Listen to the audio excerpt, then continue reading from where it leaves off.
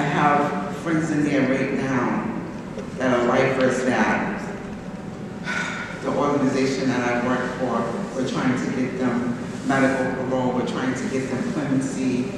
We're getting attorneys for them right now as I speak. Walked in there with limbs.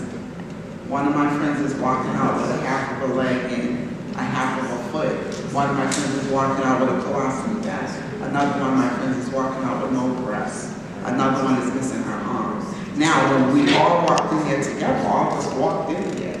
Whether we were broken, whether we were stressed, whatever we still walked in there with everything. What connections do you see between the documentary and your personal experiences? There's so many connections in that movie, but I would just say like the criminalization of not the actual like race, but the symptoms of what it means to sit at the intersection of poverty and being a person of color.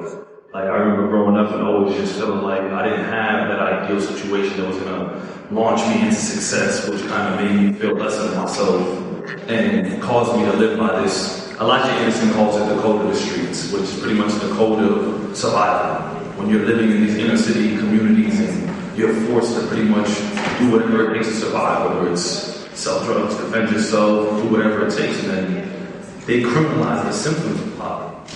Watching this film multiple times, there are my heroes in there. Michelle Alexander, Angela Davis, and a colleague of mine, Dr. Corey Green. They're action-oriented. So how do we reverse the polarity of mass incarceration? It requires a mass exodus of the mentality that allows us to be preyed upon and have someone look at us as a victim. Because had someone educated me that I would abandon my family, that my brother would kill my other brother, that my mother would die of a broken heart, I don't think I would ever decide to sell drugs. That was really relatable was the Clinton and the Reagan era where crack cocaine came into the communities and the ghettos of all. And it was a time where we didn't know, as people, we didn't know that that was a ploy, it was a plan against us. All we knew was, wow, we've been poor, this is a get, not really get rich, but we can make money now. And so everybody was doing it. It was the thing to do, but that was the quickest way to make money. That was the way to be able to get you car, jewelry, clothes, what you name it. With that came a lot. The stop and frisk policy, police brutality, that was another part that related to me very well. I've been beat up by police. Me and my guys went through stretches of being beat by police, handcuffed in the streets, broken noses. I had my nose broken, I had my eye socket broke. I've had teeth knocked out from police brutality. Just being handcuffed and being beat with fists and feet and boots and clubs and all of that. De tratar a las personas igualdad y decir el sistema penitenciario.